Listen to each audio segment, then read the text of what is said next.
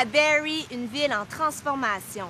Cette municipalité était, il y a 20 ans, une petite communauté rurale et aujourd'hui, c'est un centre urbain en pleine expansion.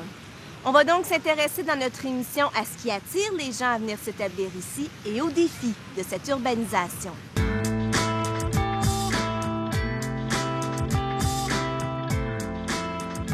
Barrie est situé sur le lac Simcoe, à moins d'une centaine de kilomètres au nord de Toronto.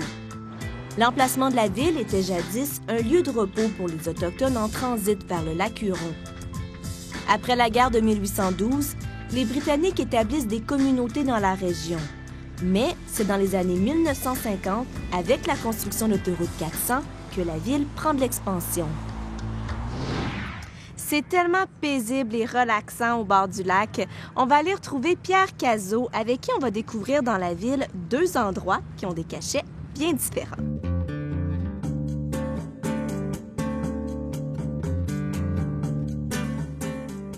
Pourquoi vous aimez ça venir ici, sur le bord de l'eau? Moi, je trouve que le bord de l'eau est relaxant. C'est un bel endroit. On voit les familles, les jeunes, les plus vieux, et puis il y a des sentiers pour la marche. Qu'est-ce que vous pensez de comment, justement, le bord de l'eau a été aménagé? Moi, je trouve que depuis quelques années, on fait beaucoup de gros changements. Avant, la route était beaucoup plus près du lac. Ils ont dépensé énormément d'argent.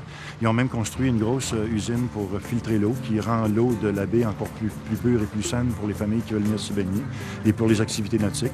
Donc, je trouve que la ville a dépensé beaucoup de sous, mais c'était des sous bien dépensés, au moins pour la zone touristique ici.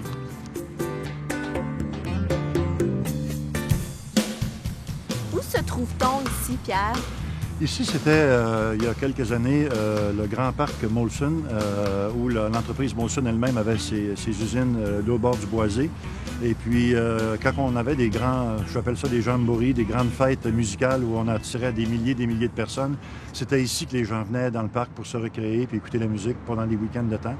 Et depuis la fermeture du parc Molson, on avait continué à exploiter le parc pendant quelques années, mais éventuellement, ça s'est vendu à des intérêts commerciaux, dont vous voyez maintenant. Ça va être un des plus grands centres commerciaux de la région, sinon un des grands centres commerciaux en Ontario qu'on m'a dit, mais j'en connais pas plus de détails. C'est immense, c'est immense, et puis c'est en dehors du terrain du parc Molson, il y a les environs aussi qui se développent parce que ça attire d'autres propriétaires ou d'autres commerçants, sans compter qu'on est juste à côté de l'autoroute 400, et de l'autre côté de l'autoroute 400, il y en a autant de ça, ces magasins-là. Barrie, c'est une ville de centre commercial. Il y a des bons achats à faire ici. On est loin ici du bord de l'eau, là, Pierre. Surtout avec la construction, beaucoup de bruit, beaucoup de poussière. C'est pas un endroit où je viendrais passer l'après-midi assez avec mon épouse, certain. Les statistiques disent que la ville de Barrie, entre les deux recensements, la population de Barrie a augmenté au niveau des francophones de 17 comparativement au chiffre antérieur. Et de ce 17 %-là, il y a un flux que j'appellerais régional, parce que le nord est en train de se vider tranquillement pour venir habiter plus vers le sud. Puis il y a aussi tous les nouveaux arrivants qui arrivent de Sudbury ou même du Québec ou même de l'Europe francophone. La Clé de la Baie, c'est un organisme catalyseur pour les services francophones du comté de Simcoe. On travaille beaucoup aussi avec des partenaires anglophones, on n'a pas le choix. Mais par contre, nos services sont dans plusieurs sphères d'activité. On a 7 endroits dans le comté de Simcoe où on travaille. Et en général, les services qu'on offre sont au niveau de l'emploi, de la formation, aussi au niveau de la petite enfance. On a aussi des services socioculturels, des spectacles. On a une radio communautaire. J'avais quitté le Québec vers la fin des années 80 pour un contrat de 4 ans en Europe pour le développement des entreprises canadiennes en sol européen. Donc, quand on a décidé de déménager la famille pour revenir au Canada, je connaissais la ville de Barrie depuis le début des années 80. Je voulais donner une expérience de vie à mes enfants dans un milieu anglophone, non pas pour perdre notre culture, au contraire, parce qu'il y avait des écoles francophones ici, ce qui faisait partie de mes choix, mais aussi pour être capable d'apprendre une langue seconde pour les aider dans leur carrière future ou profession future. La ville n'était sûrement pas ce qu'on voit aujourd'hui. Moi, ce que j'aimais, ça ressemblait un petit peu en plus gros à ma petite ville Montmagny. C'était un peu rural éloigné, je dirais, comparativement aujourd'hui. La ville était plaisante parce que moi, j'ai été élevé sur le bord de l'eau, donc j'aime le bord de l'eau.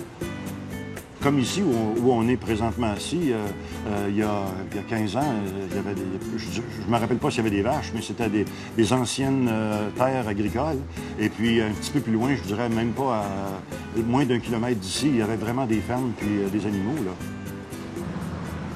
J'ai une de mes filles qui est ici, celle qui est enseignante. J'ai mon garçon médecin qui est au Québec. D'ailleurs, il revient de l'Afghanistan après un séjour de 10 mois en charge d'un hôpital là-bas. Et puis, mon épouse travaille dans un milieu familial ici avec des jeunes anglophones pour leur apprendre le français. Elle se plaît énormément dans ce qu'elle fait. Les gens sont très chaleureux à notre égard. Ma vie, ma famille est ici maintenant. Après la pause, le marché immobilier à Barrie.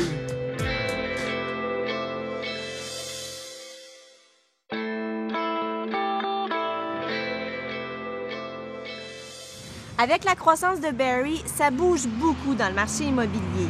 On va aller découvrir ça avec la représentante des ventes, Sandra Bélanger.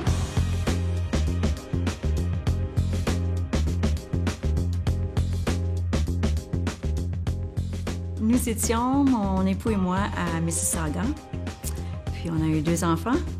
Ensuite, on s'est dit que c'était une ville assez grande et assez occupée, achalandée, pollution, quoi que ce soit. C'était bien beau, mais ça grossissait et ça grossissait. Donc, on se demandait, OK, on veut élever les enfants dans un endroit qui est un peu plus petit, un peu plus charmant. Barrie était localisé dans un endroit situé dans un endroit où est-ce que on allait souvent, ou tout près d'où est-ce qu'on allait souvent pour les loisirs. Donc, les canots, le camping, la randonnée pédestre, des choses comme ça. Donc, en s'en venant vers Barrie, en vivant à Barrie, on se trouvait être près de tout ce qu'on faisait de toute façon. Et les services étaient là, les écoles françaises pour les enfants étaient là, tout était prêt. Quand on est arrivé en 2000, c'était une ville qui était en état de grosse croissance, qui avait été dans cet état pendant quelques années, puis ça développait toujours. Donc, ils avaient environ 110 000 habitants, puis maintenant, on est rendu près de 150.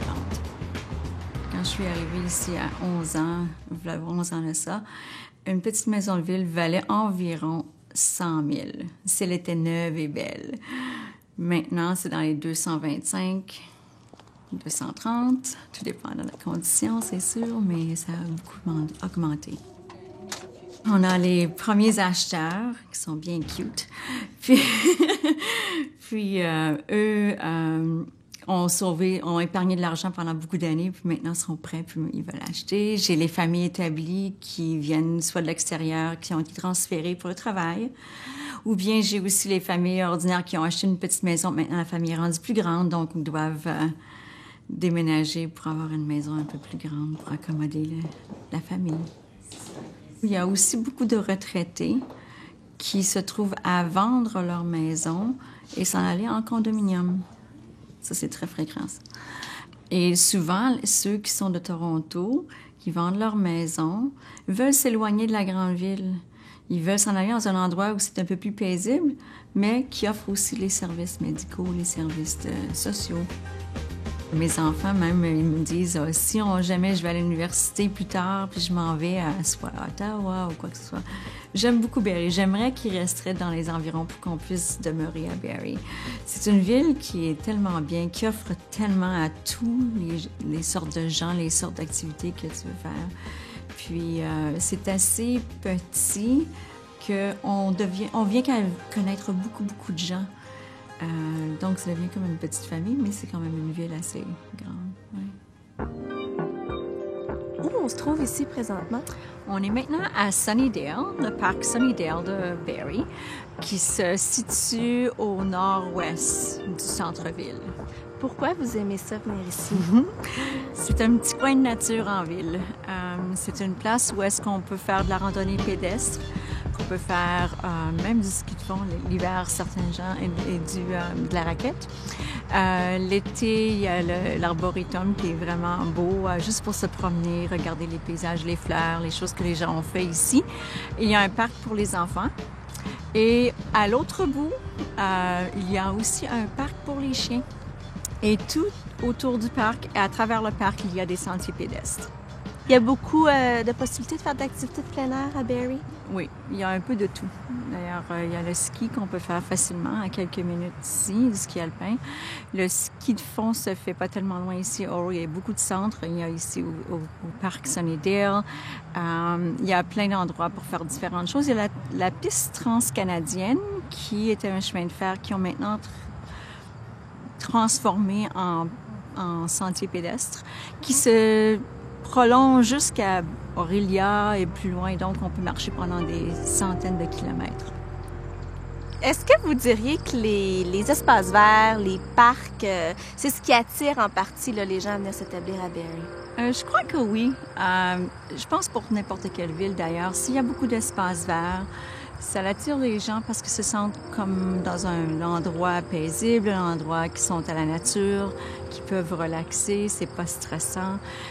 Donc, je crois que oui. Il y a des études qui ont été faites beaucoup sur les comportements des gens qui étaient entourés d'espaces verts, puis ceux qui n'étaient pas. Puis les résultats font que les gens qui sont entourés d'espaces verts ont une qualité de vie meilleure. Après la pause, Barrie est-elle victime de son propre succès?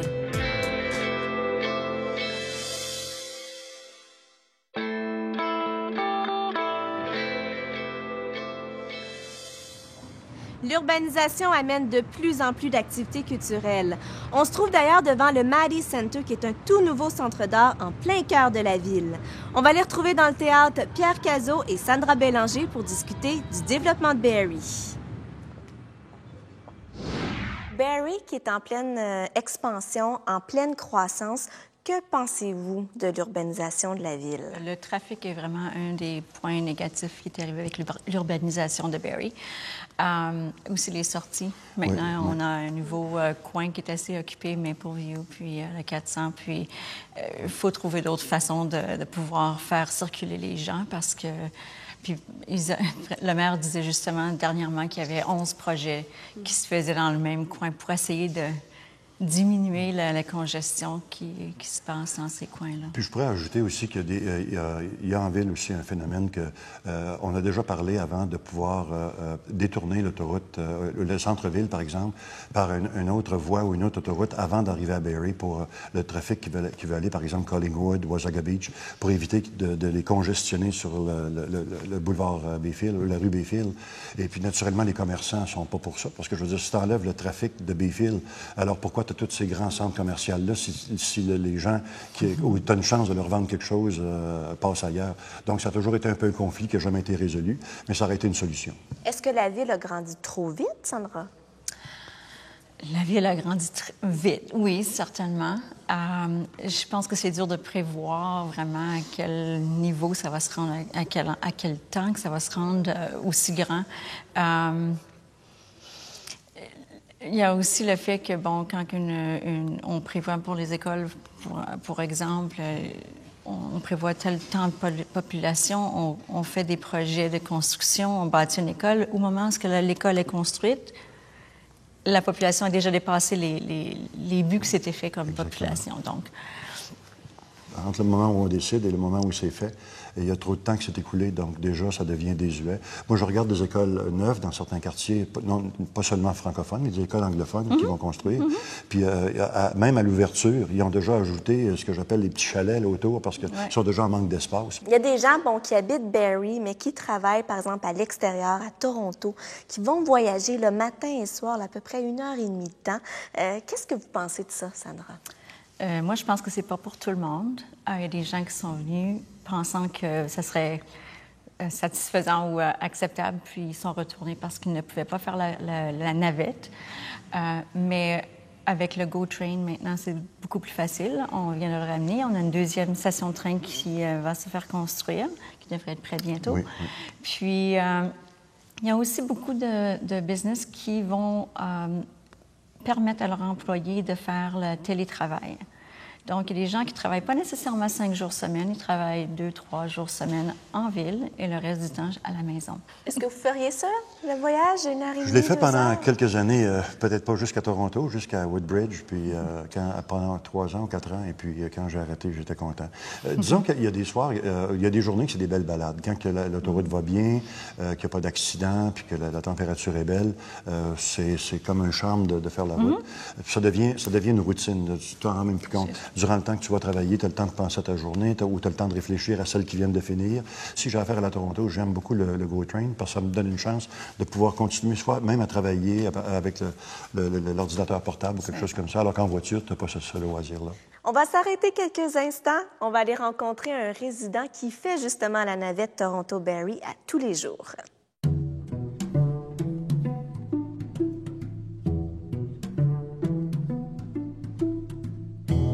On demeurait dans le nord de l'Ontario et puis une opportunité s'est présentée à Toronto.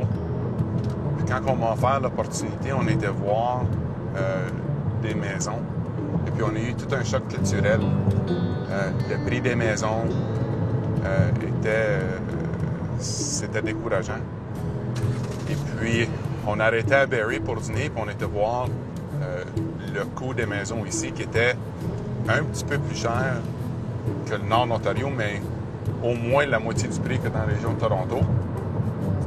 Et puis, quand mon épouse a fait, je pense qu'elle a fait 2 téléphones pour voir s'il y avait des emplois, puis elle s'est trouvée un emploi avant que j'aie accepté le poste comme tel. Je crois que c'est un choix de famille. Mon épouse et mes enfants sont très proches de leur travail et de l'école. Mes enfants vont à l'école en français, qui est un des avantages de la ville. Et puis,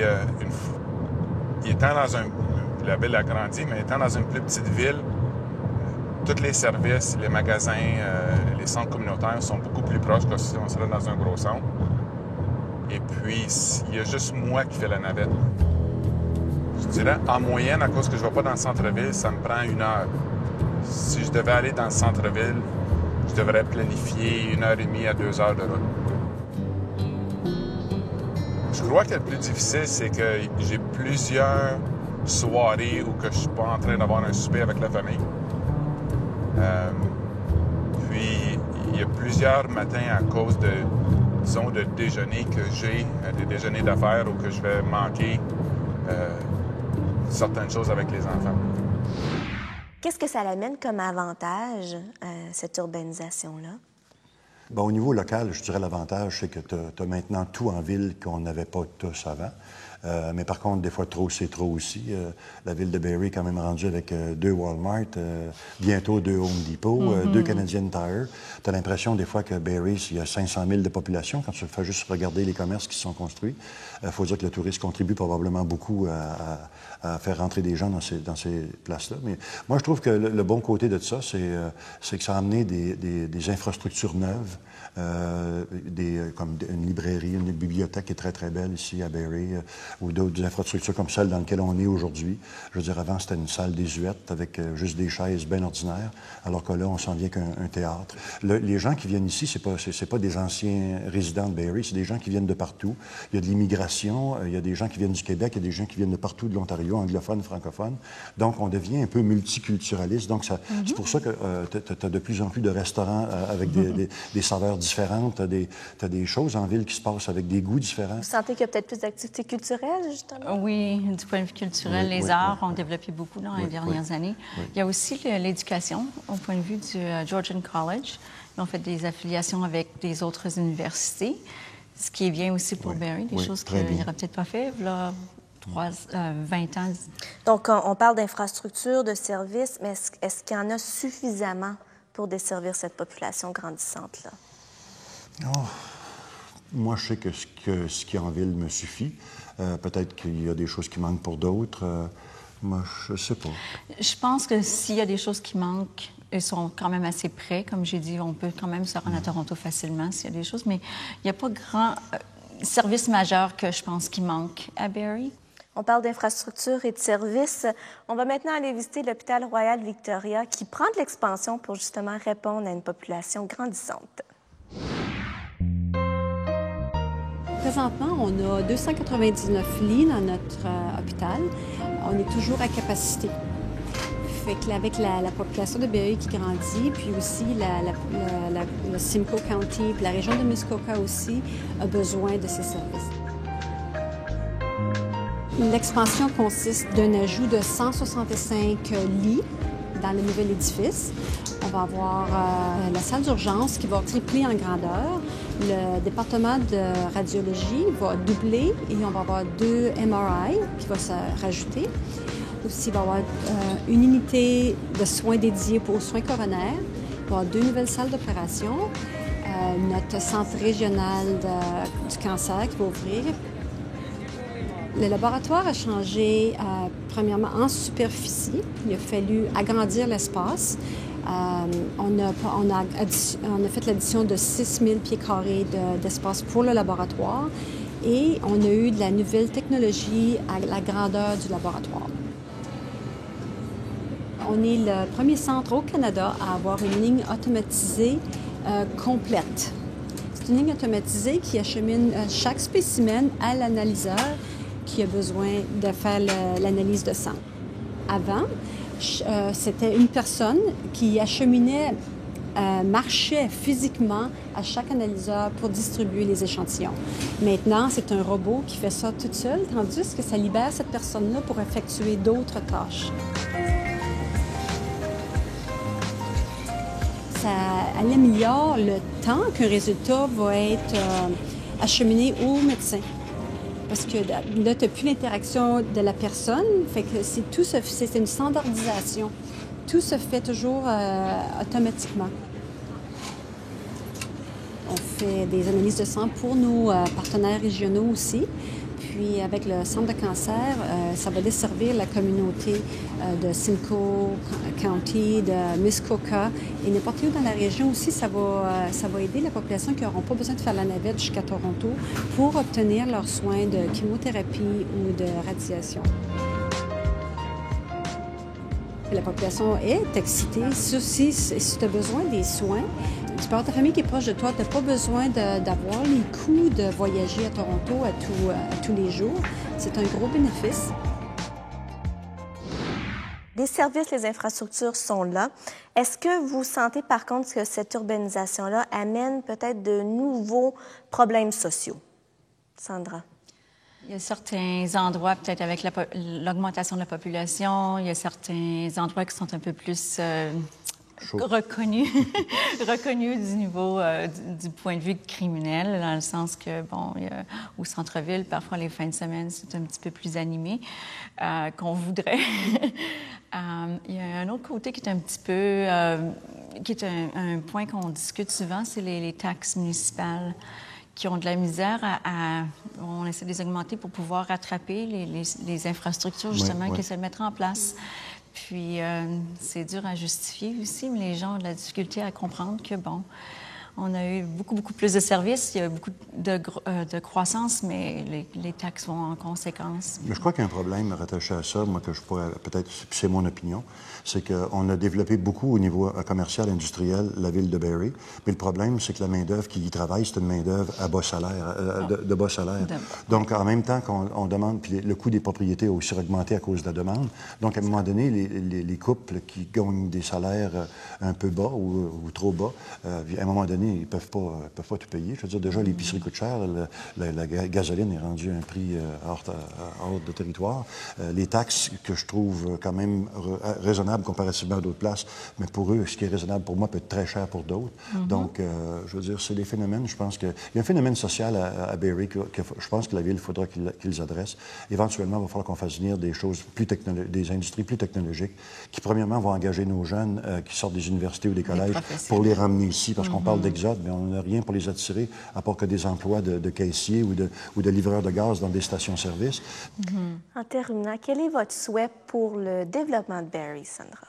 La croissance est arrivée, on a eu des petits bobos, puis si tout pourrait se remettre en place, l'infrastructure, que la circulation se fasse bien, les choses se fassent bien, que les services soient en place pour les gens, que les gens qui sont moins fortunés aient les services pour pouvoir les supporter.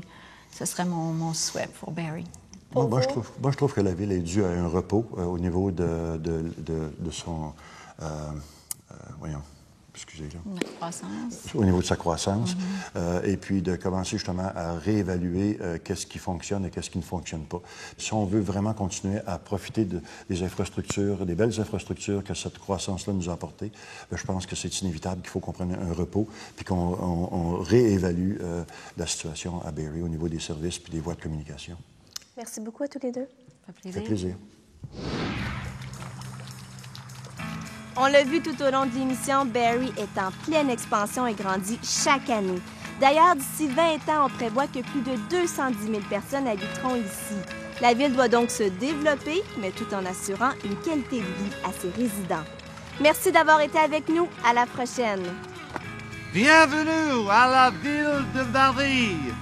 Je suis le tambour de ville officielle, où je vous apporte la meilleure bout de mer. Jeff Lehman doit sauver le Canada.